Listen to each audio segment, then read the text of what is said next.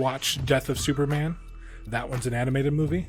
But if you want to go just straight like movies, people are going to argue with me. You can watch the original Supermans, which Christopher Reeves, but those were great at the time. But those were also made back in the 70s, 80s.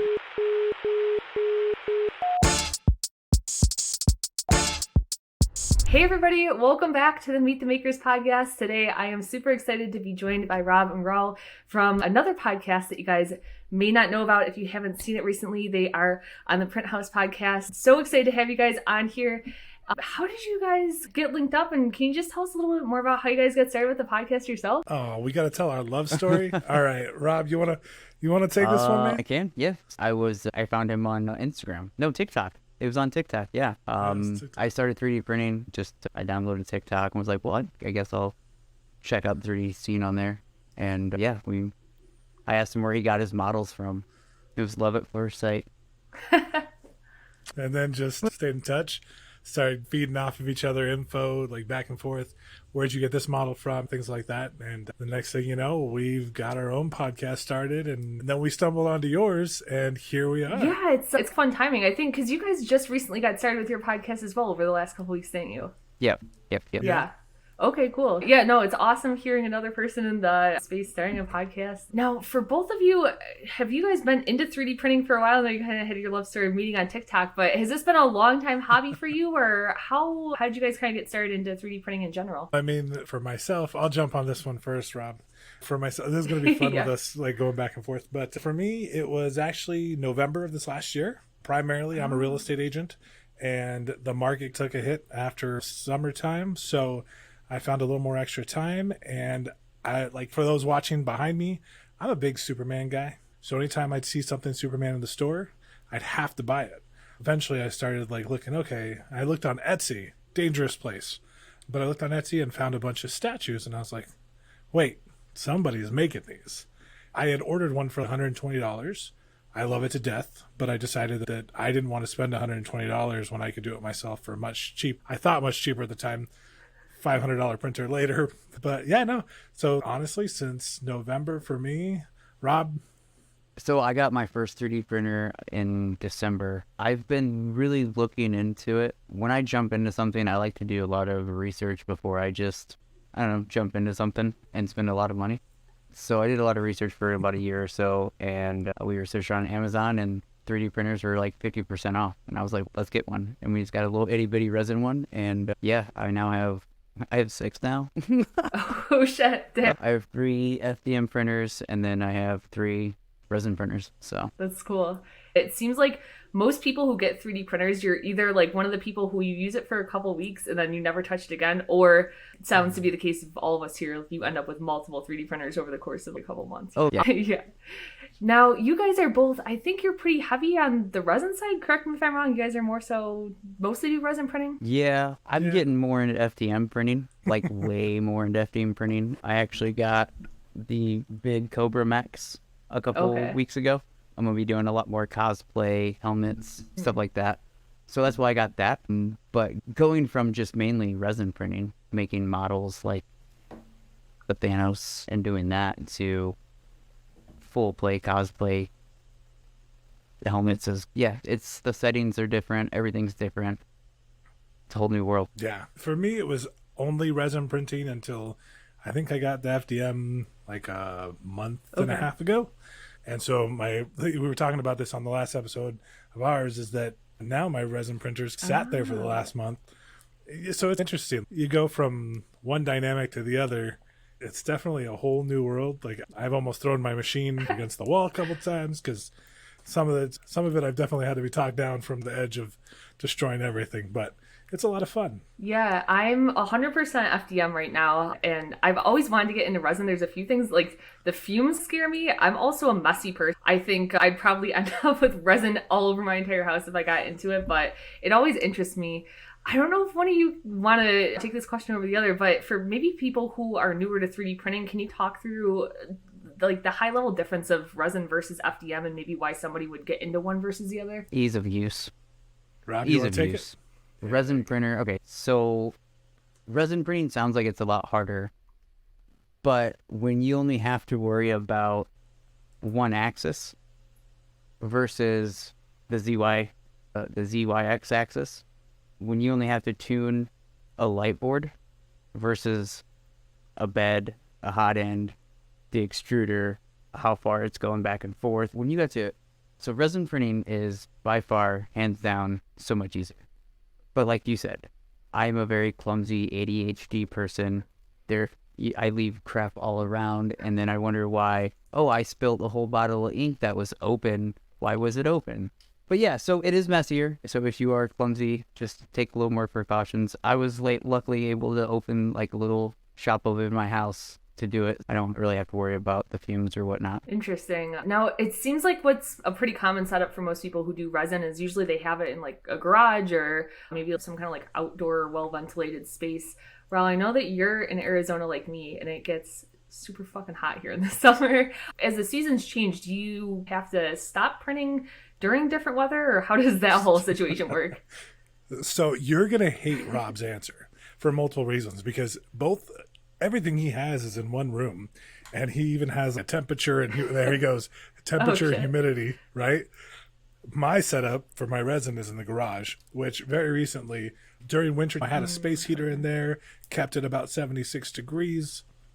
Now that it's starting to get warmer here, my resin has become a lot more viscous, like it's a lot thinner, and I'm like, oh no, what do I have to do now? But there's things that, for example, Rob might not have to deal with it. If somebody's in Arizona, New Mexico, Texas, things like that, they're gonna have to deal with temperature, heat, humidity.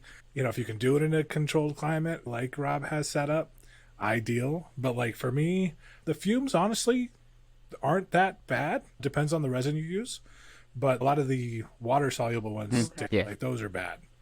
But for example, the ABS light that I use, it doesn't really have a fume. The Saturn II has a little air filter inside of it. And to be honest, since I've been using that resin, I don't smell it. Maybe I'm just used to it. I don't know. But yeah, resin's beautiful because you get a lot more detail and ease of use, like Rob said. But like FDM even, temperature there can affect it. Like recently kicking on the air conditioning in my house, versus like having to go from heater to air conditioning, all of a sudden I had to calculate for the fact that even the FDM is temperamental, because now it takes a little longer to heat up or whatever. So yeah, there's all sorts of tips and tricks depending on where the hell you live. Yeah, what you were saying about the air conditioning, that's actually a great point. I was having an issue with one of my printers, and all my prints, like, I don't know, it was just like nonstop issues. And somebody just innocently in the comments was like, oh, do you happen to have an air vent above your printer? And I looked, and sure enough, it was blowing right directly down to my printer. So it's funny how just like the smallest little thing can have such a big impact on your printers. Luckily, my wife and I, we got an old house. Not an old house, but like an older house. It was built in the 60s. So we got floorboard heat, right? So the ducts are on the floor. Oh. Nothing's burning up on the, We don't know nothing about that. Yeah, it's just, the humidity and filament don't go hand in hand. I found that out the hard way. Now that I'm at 34% humidity, Ooh, yeah. I started getting some bubbles. Yeah, so dehumidifier probably have to do this summer, but yeah. Yeah, luckily here in Arizona, that's not too much of a problem for us. My skin's dry and crusty, but at least my filament is nice and secure. Right. Yeah. Right, there you go. Yeah, people talk about dehydrators for your filament, and I'm like, no, just put it outside. Yeah, can't relate. Don't know anything about a dehumidifier. It's interesting hearing you guys say, though, that, resin printing is so much easier, because, again, I only do FDM, and I've always been scared of resin printing, but I guess for somebody who maybe is starting to look into that realm of things, I don't really even know anything about what's on the market. Is there a go-to, like, starter resin printer? And then is there one, I know everybody talks about the Bamboo Labs X1 Carbon on the FDM side. It's like the gold standard for hobbyists. Is there an equivalent to that in the resin space? There's a lot out there. So I have two different brands. I have an Anycubic, and then I have Elgu resin printers. So my Anycubic within the first month broke. Anycubic support wouldn't help me and wanted me to buy parts from them. So I said, screw it, and I just went Elgu. Anytime I've had a problem with Elgu, they've always sent me a part right away, and I get it pretty fast. So I can't say nothing bad about them. I would say, honestly, Elgu in resin printing. And I would add to that. So, very first machine we got at my house was a Mars 3. It was great until I ordered the Saturn II, which I ordered at the same time, came about a week apart. Mars 3 was great, and then all of a sudden Saturn came printed on that thing. having a bigger build plate, honestly, for resin is so much better. I can't say enough like good things about the Saturn II. It's the details phenomenal, ease of use, but I definitely think if you have the space for it, Saturn II is probably the best starter, because I hear so many people in any type of forums or groups talk about how they wish they could print more, and that you just, when you go small, you end up, I should have bought bigger. Yeah, for sure. I got that little small Anycubic one, and I was printing out miniatures, and I'm like, man, I really want to print out like really big things. And then I didn't just get one Saturn II, I got two of them. And yeah, like for like almost a month straight, I was just nonstop. I'm pretty sure I went through easily 25 kilos of resin in a month. Wow. Oh yeah, for sure. Now, 25 kilos of resin, what does that translate into in like approximately, like for rolls, would you say? So basically like 25 rolls of filament is what I went through. Okay, yeah. Wow, that's a lot. Yeah, I was just nonstop going to town. And I still have stuff I need to paint. Yeah. Now, something interesting that I just saw in a video, and I actually didn't realize about resin, somebody was talking about different speeds of like how long it takes to print, and somebody was asking why you wouldn't fill an entire build plate on like an FDM printer and the time comparisons there. I didn't realize, which makes sense now, that on a resin printer you could in theory fill the entire build plate and it's not going to take any longer to print as long as like the vertical distance isn't any higher, which that's actually a really cool thing, and another thing that I was like, oh, maybe I should get a resin printer, because that's definitely a huge benefit. No, it definitely, that's the thing. I did this print for an Aquaman statue, and the height of it, because I could have printed it in multiple parts, they had a couple different cuts of it, but the torso I wanted pretty much in one piece instead of having to glue the arms, less seams to conceal when you paint it and everything. But I was frustrated because I'm like, oh, this is going to take forever. But that's because you take for granted the fact that I could literally print two of those torsos as long as they fit on the build plate, and it takes the same exact time, versus if I were to do it on FDM, you're doubling your time if you're printing the same exact model next to each other. And it's just a beautiful thing, because the whole build plate, as long as your build plate's level, and that's like a joke with resin printers, it's the first thing anybody says, is your build plate leveled? As long as it's level and your machine's settings are tuned in, you can fill the whole build plate, and if it takes an hour and a half, you can have 25, 30 of them doing miniatures. You can easily have 25 of them in an hour. Versus FDM, it's going to take you 25 hours. See, I had initially screwed up when I got my first FDM printer. I went with two Neptune S printers, just little small ones. And so coming from the resin side and knowing nothing about FDM printing, I was like, oh, I got all these little parts. I'm just going to load up the build plate and let's go. So when I hit the slice button, it told me it was going to take 4 days. And I'm like, wait, what? Wait a minute. No. And then I got to realize that, oh, yeah, we got to travel all over. And so that was a big mind blow at first. I can't load my build plate up with a bunch of nonsense. That's the biggest thing I wish for anybody getting into or thinking about buying a 3D printer. I wish I could convey more, is just how long, if you're doing FDM, it can take when you're filling up that build plate. I remember the first day I got my printer set up and I loaded something, like you said, in my slicer, sliced it up, and I was like, what do you mean it's going to take 3 days for this to print? Yeah, that was definitely shell-shocking for me. I think that's the thing, is that nobody talks about patience. Patience is key in this hobby, business, whatever you do it for. If you don't have the patience, and that's one thing that I had to work on, especially when I got the FDM, because I was used to, loading up the build plate on the resins, and then all of a sudden you're like, oh, it's going to take triple the time. Fantastic. Oh, I'm the complete opposite, man. I am the most impatient person. I'm patient, but not when it comes to printing. Let's go, hit play. Let's go fast. Let's try to get this done. But yeah, I'll literally sit here for the last hour and just watch it and be like, all right, come on, hurry up. You got it now. Let's go. I need to get this off. I need to print something else. Yeah, your perception of what is a long print, I think, changes over time too. Again, like when I first got it, I thought a couple hours, just, oh man, I can't wait for this print to be over. But now I've gotten recently into like multi-day prints, and I look back, and if I'm running something that's only 2 hours, I'm like, oh, that's gonna be done in no time. So definitely, I think it builds your patience. Yeah, you're like, you got something like 3 days, and then you do it in 2 hours, and you're like, shit, what do I do now? I only have a couple. I only feel like I have a couple minutes to go and do something. Yeah. Now, you guys touched a little bit on painting your prints, and that was something I thought was really cool when I started looking into the prints that you guys both do. You guys are like full-on fucking expert painters. Your prints come out really nice. Do you guys have some kind of background in painting other things, or what's the story about you guys painting your models? So we both do have a background in art. I'm actually a full-time tattoo artist up here in Indiana. Oh. So I do it on people's skin every day. Okay. But yeah, that's really all the art background I got is I'm a tattoo artist. So it helps when you can blend colors and whatnot. But it's really an airbrush and some brushes. So I wish I could say that I'm a tattoo. Okay, a lie. So I was a tattoo artist for about 5 years. Back when I was in my early 20s, I'm not going to date myself, but I was a tattoo artist for about 5 years. And then I stepped away to get a real job. Art just keeps calling me back.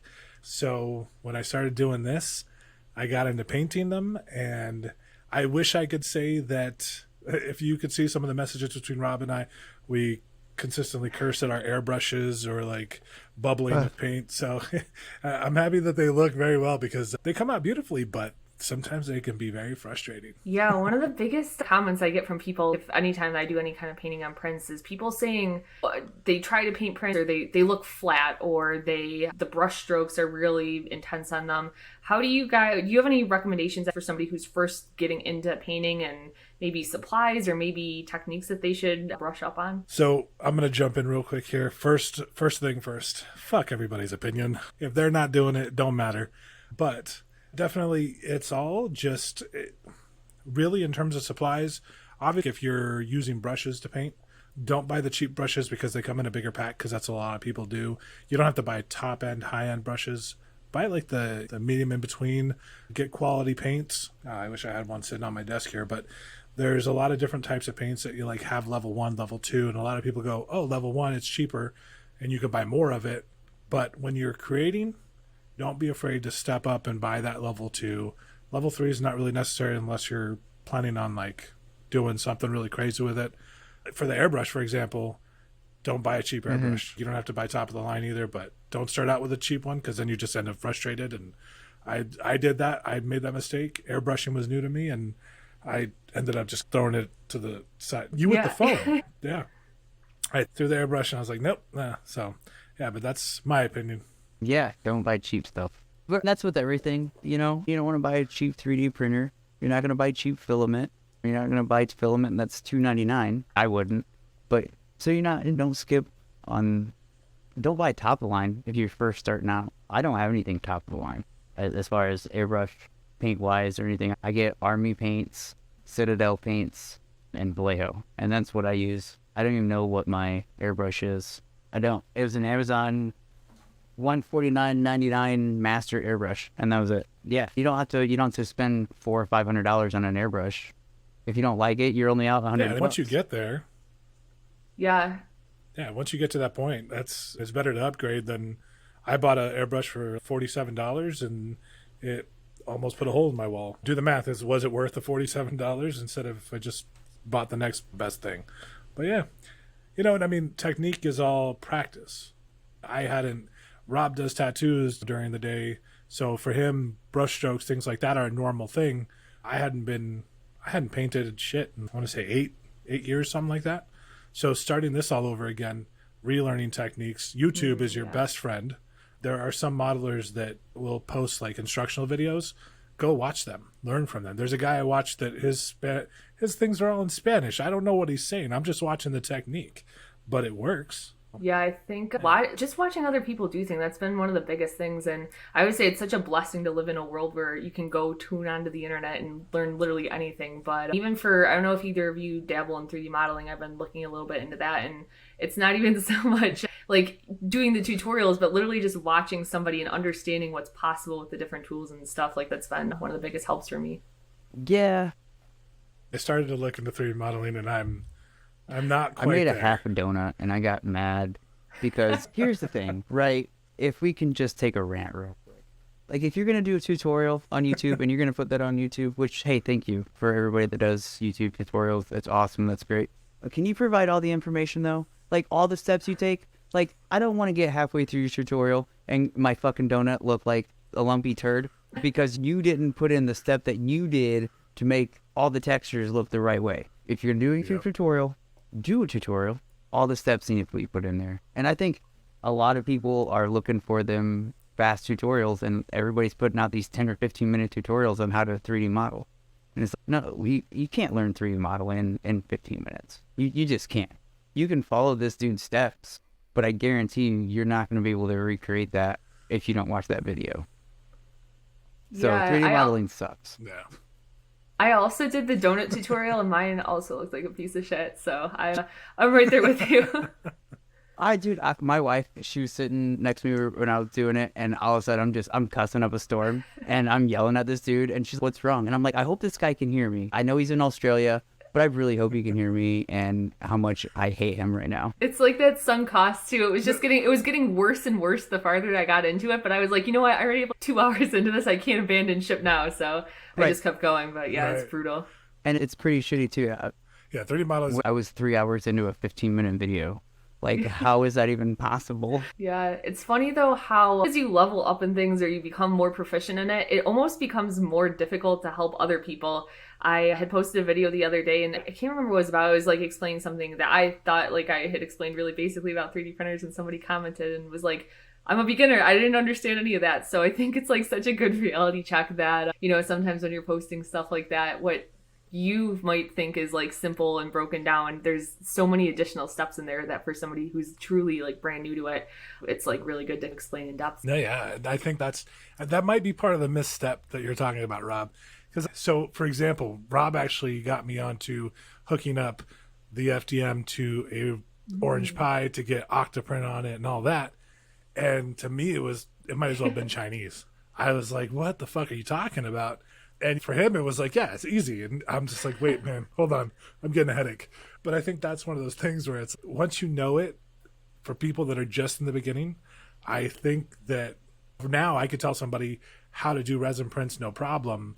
But in the beginning, somebody would say something to me that I understand now. And I'm like, nope, don't get it. Yeah, funny you mentioned that because a lot of people talk about Raspberry Pis or Orange Pis. And I remember the first time I got that comment, I was like, what do pies have to do with this? I asked him the same thing. I was like, an Orange Pi? I was like, what the fuck is that? Maybe if anybody out there is in that boat and they're wondering why we're talking about dessert right now, can one of you touch on what like Octoprint and Orange Pi or Raspberry Pi is? Rob, this is all you, buddy. Octoprint is a plugin that you can install on a Raspberry Pi, or we use Orange Pi because you can't get a Raspberry Pi for under $100 anymore. So you can get an Orange Pi, which is just a little mini computer, and that controls my printer now. So now I don't have to take a SD card and walk to my printer and plug it in. It's really just a lazy man switch. Honestly, if we get down to it, it's just I can now print from the computer and send everything to the computer, through the computer to it. See, but I'm going to disagree with you there, because the one thing that I think is invaluable to me is the fact that you can monitor your prints. Because if you have a failed print, if you're just doing the SD card, you stick it in, you go off and do your thing, and you come back to spaghetti, you couldn't have done anything and you wasted a bunch of filament. But now I can literally pull up my phone, go, hey, you know what? It's failing. Right. Cancel. Yeah. Still sucks that it failed, but it gives you the ability to monitor in real time. I think that part of it is like coming from like a real estate mindset of where your time is very valuable, right? So any time that I can save and any resources I can save, even if it's 400 millimeters of filament, it's still valuable. So I think that part of it right there is key, because yes, lazy man's way of printing, absolutely, but valuable time saver, yes. True, very true. And OctoPi and the Orange Pis, that's how Octoprint. Sorry, that's how we do the time lapses of the FDM printers and whatnot. It's good for calibration tools too. You can do E-step calibrations. That's what I'm doing now, or what I've been doing all day. And then you can do like your PID auto tunes and stuff like that straight through Octoprint, so you don't have to plug a computer, plug it into the printer, and do it like that. Yeah, it's a quality of life thing. But when you first get it and you first use it for the first couple weeks, really, honestly, it was just my lazy man switch. Like I just was in the other room. I didn't want to have to go do anything. I just drug everything over and just hit print. And I was like, I don't have to look at it no more. I completely feel you on that. I've never used Octoprint, but I had the Creality Sonic Pad on my printers for a while set up, which if you're not familiar, it's a really similar thing that uses Clipper, and same thing, you can monitor, you can upload from your computer. And it was exactly that for me. It sounds so stupid, but just having to go to my computer, put the SD card in, take it out, go back to my printer. It felt like forever. But I think it's a similar thing with Octoprint where you can, like you said, you can monitor, you can do the virtual prints. I'm not sure if it has the ability to look more into the G-code or things like that, kind of like Clipper does, but it seems like one of those applications that the more you want to do with it, the more flexibility you have, which I think is a really great thing for a lot of people. Yeah. Absolutely. Even just the ease of use. So I was off doing my thing at an appointment and a print failed. My wife was home. I had her pull the print off, and I had another print that I needed to print that I already sliced, and it was loaded up in Octoprint files, and I started it, and I was off at an appointment. Like, nobody had any idea what I was doing, and I'm sitting here getting ready to print the next thing. It's a beautiful thing. So yeah, I'm doing business and doing business at the same time. Yeah, that's cool. Now, both of you guys have Etsy shops. How has that kind of been going with 3D printing? Is that something you guys are newer to doing, or have you done Etsy before? So I've never done anything with Etsy ever, and it has been one of the most challenging things I've ever done in my entire life. Yeah, right there with you. My wife had an Etsy shop back 5 or 6 years ago, but it was my wife's and I didn't have anything to do with it. I started one just because I was like, yeah, I bought one on Etsy. I think other people want to buy this on Etsy, and it's frustrating. It's easy to set up, you set it up and it just goes, but it has its good moments. It has its bad moments.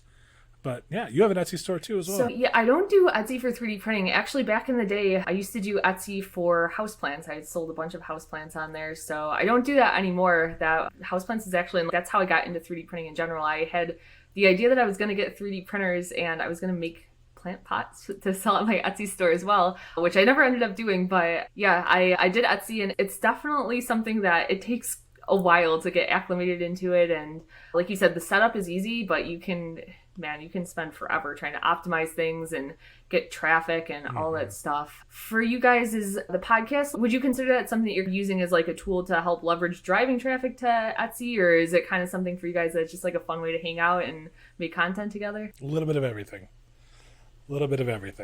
Honestly, and I'll just say this. So marketing, obviously, if you want to get people to follow you or just build a community, obviously a podcast is a great way to do. 3D printing is a really cool community as it is. There's a few trolls here and there, but there's not as many as other community. Like Rob and I were talking about the tattoo community. It's pretty vicious. We both don't necessarily like the tattoo community because, not to speak on every artist, but there's a lot of viciousness and backstabbing and tattooing. 3D printing community seems pretty good, and just being around people that like to do the same thing you do and being able to help or just feed off of each other. That's what Rob and I did. That's how we met, is just, hey man, what are you doing with this? Because I'm having trouble with that. Or how do you fix this? And just building that kind of support system for hobby / business / whatever it is. Yeah, the 3D printing community, this is, but like anyone that I've come on here and talk about this, and I mean that even just like getting started with this podcast, it was like overwhelming how many people were like, anything I can do to help you, yes, I'll come on. It was really cool. But 3D printing in general, I say this every time, it's literally the greatest online community I've ever encountered of people, and just everybody is so happy to help whatever obscure problem you have with your printers. And I truly don't think I would have gotten as far into 3D printing as I have if it wasn't for everybody online helping me troubleshoot all my prints constantly. Yeah, I agree. And that's the thing, is that even though I think Rob, you said you started in December, right? Yeah, I started before him like a month. And I was coming to him for questions, and I'm like, hey, how did you figure this out? And just feeding off of each other. He pointed me out to a couple Discord channels. And for the most part, whenever I post in any of the Discords, I get a reasonable result. You'll get the occasional guy, is your build plate leveled? Yeah, dumbass, it's leveled. That was step one. So when the phone guys tell you, hey, did you restart your phone? No, I didn't think of that. But no, the community is great. When starting the podcast really to help people and build that community further, yeah, it's a lot of fun. And to bullshit, just hang out and bullshit. And make fun of people like senators that say tic-tac. Yeah, it's definitely been a fun time to just, like I said, come on and talk to different people, and everything that's going on with tic-tac or TikTok. It's definitely, I think, an interesting time to branch out into different platforms, and hopefully everything stays online with TikTok, but I guess we'll see what happens. Now, for you guys setting up the podcast, that's another thing I hear from a lot of people as I started to talk about it online, was a lot of people want to get into it, but they aren't really sure how. They've never done it. Did you guys have experience doing a podcast before, and how was kind of the process of getting this all set up for you guys going? I had none, and I still don't. Rob, he just jumps on He the links. does it all. So I had a podcast with my son about a year and a half ago, and we were doing it pretty regularly, but then life just happened and him and I had to step away from that. So that kind of gave me the insight in how to set it up, how to start it. Really, to be honest with you, it's not super difficult. It's just finding the right platforms. We use the same platform, which is Riverside. Great platform to use. Ease of use is there to get it out to the different directories or podcast platforms. I don't know what you'll use, but we use Buzzsprout. And yeah, it's really easy. The biggest thing is having the confidence to put it out there. And I like to tell everybody, yes, for example, so here we are on another 3D printing podcast doing a guest spot, right? Which means, oh, there's another podcast about 3D printing. Okay, so there's going to be people that love your message and what you're saying and how you're saying it, how you come across.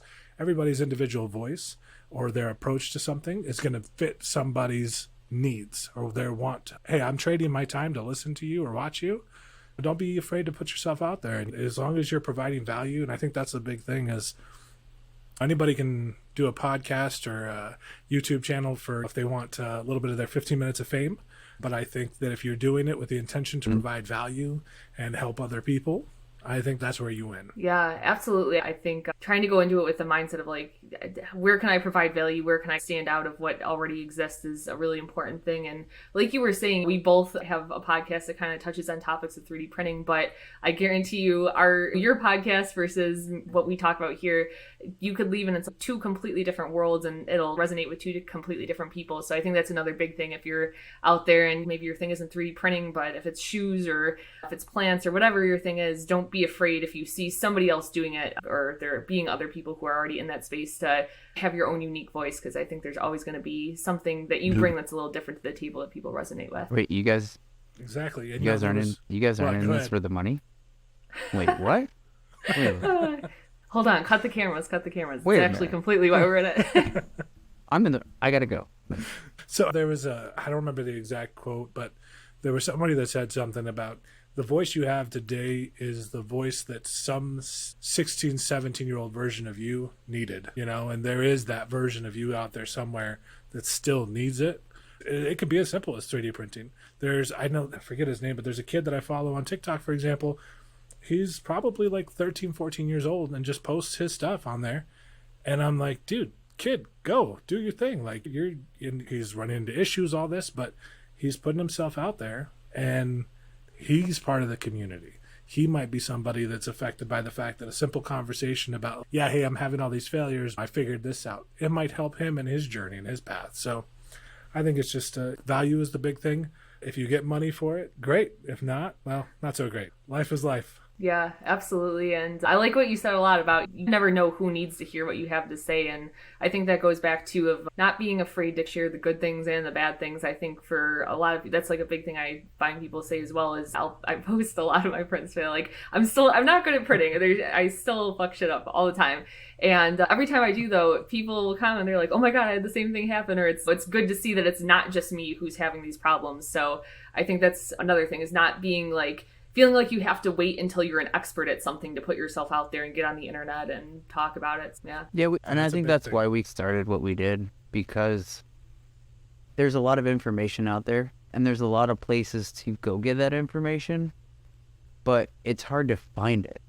It's not that it's being guarded or kept secret. It's just you have to really it's not new. 3D printing is not new, but the hobbyist 3D printing is relatively coming into form. 3 years ago, we didn't have 400 by 400 by 450 machines.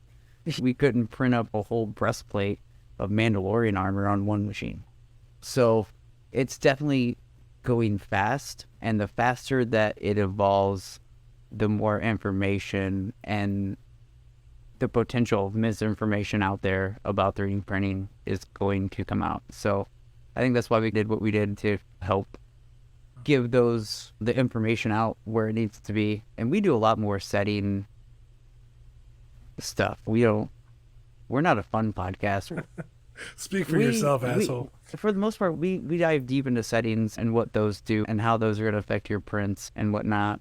and then showcase what we can do on YouTube and whatnot with our friends in the settings that we. Yeah, I think that's another thing that it feels like such a need in the space right now. I know, again, for me, when I first was getting into it, there was so many situations and there's just so many things you can tweak with your 3D printers where it would be like one thing that I was trying to focus in on. And like you said, there's not always as much information about it as you would hope out there on the internet. It's really cool for you guys to be putting that out there and having just more information for people to be able to go to one centralized space and find that. So that's super cool. Yeah. And I got to point out one gem that I got from your first episode. So I was listening to the episode, and when Mr. Alto was talking about how he had to change the dimensions of the suit, I'm thinking to myself, great, you see all these guys that go to Comic Cons and the suits look like clean. But you don't think about the fact that if your body isn't shaped like the cartoon character, which they designed these suits off of, you have to alter that.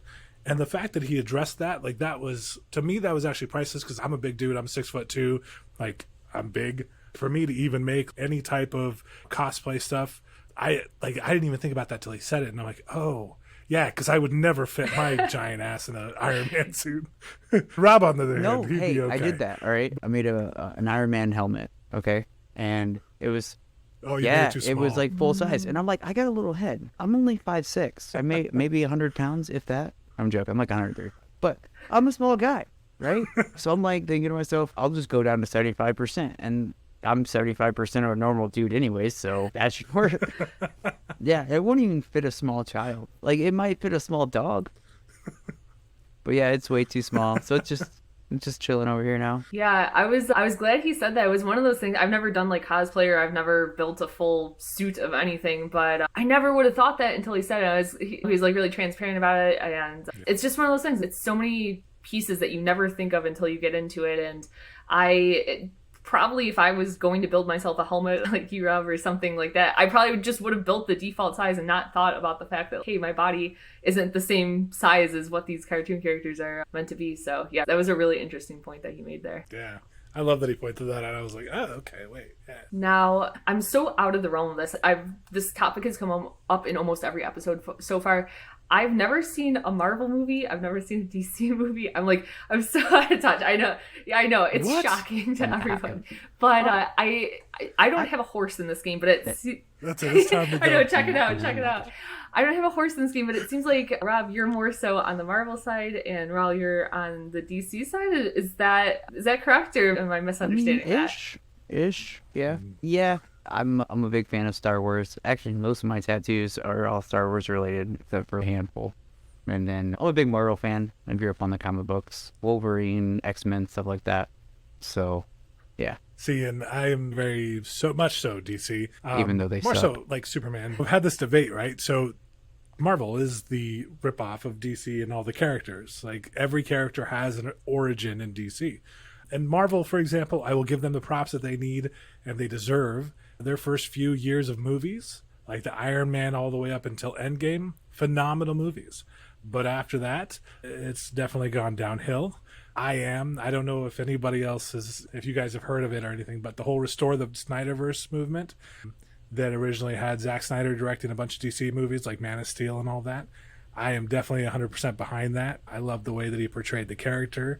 I grew up, so I originally was born in Mexico City and moved here when I was 5. Didn't speak English, so I related to that whole alien kind of feel. And so Superman was also dark hair, light skin like me. And so I connected with Superman really well, and it never left. And so now I'm like, yeah, screw Marvel. Their movies are crap now. But in all fairness, DC's are going downhill too. But yeah, I just like their characters more. Their originality. I will say the coolest 2 characters that I like from Marvel are probably Hulk, because I related to him when I used to drink tequila, and then Spider-Man, because I always wanted to be super skinny and be able to whip around like him, but never was going to happen. Yeah. Interesting. Is Marvel, would you say, more like I guess it seems more family friendly, whereas DC's maybe a little darker? Would that be an accurate? No. No? Yeah. I'm way off. So I will say DC is more, they're more, I don't even know how to say it. They tend to go to the boundary more. Okay. The Killing Joke is actually a prime example of that. That's actually a rated R graphic novel comic book, and that dives into some really dark topics. Whereas the Marvel universe probably would never, ever go that way. However, there's a bunch of killing always in Marvel comic books. DC goes darker. Well, you take a look at the difference between X-Men that we grew up in the 90s, right? So X-Men the cartoons, very family friendly kids show, like cartoon. Of course it's superheroes, and I always struggle with the argument that superheroes and violence and all that. People are like, what are superheroes supposed to do? Like, they're supposed to defend and protect and all this stuff. So yeah, people are going to get killed and whatever. But you have that version of like X-Men and like Wolverine, and then you have Logan, which, you know, you really should watch some of these movies. Just saying. But you have Logan, for example. That movie was phenomenally like done in the aspect that it was realistic. It put Wolverine into a real life type of like world and real life consequences. Spoiler alert, he dies. And it put it into real context. Where DC, for example, the Zack Snyder's Justice League version, that movie ended up being rated R in 4 hours. But it put your superheroes into context of what would superheroes be like if they were in real life. And it all depends on the director, the storyteller. DC is definitely willing to go a little bit darker. A lot of their characters do have a no-kill rule, but it's easily bent, and there's a lot of arguing online about it. But I will always say that DC is definitely 10 times better than Marvel, and I will die on that hill. My sword is firmly staked on that hill. Yeah. The final question I'll leave on that note then. Is there a top maybe 1 to 3 Marvel movies and top 1 to 3 DC movies that I should start out with as somebody who's new? Ooh. What do you think for the Marvel, Rob? What do you give her for Marvel? If I should watch Agents of S.H.I.E.L.D., which is a TV show, which is phenomenal. And then as far as the movies go, though, I would probably say you need to watch Infinity War and Endgame. You gotta watch those two. And then I would say Doctor Strange, either the Multiverse of Madness. Yeah, probably the Multiverse of Madness. Yeah. That's a good one. I wouldn't have suggested that last one. I actually hated the last one, but I like the first Doctor Strange better. For DC, I definitely think it depends. If you want to go animated, watch Death of Superman. That one's an animated movie. But if you want to go just straight like movies, and people are going to argue with me, you can watch the original Supermans, which Christopher Reeves, but those were great at the time, but those were also made back in the 70s, 80s. For modern, I would definitely watch Man of Steel, Batman versus Superman, but with that one, you have to watch the extended cut, not the theatrical release, because they cut out 30 minutes. That's super important.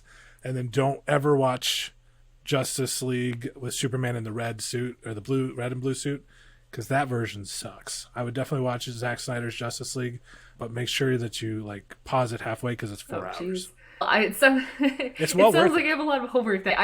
Every time I get off one of these podcasts, I'm like, I need to officially do it so I can have some kind of background in all of this. But all right, wait. So I have to ask before we jump off then.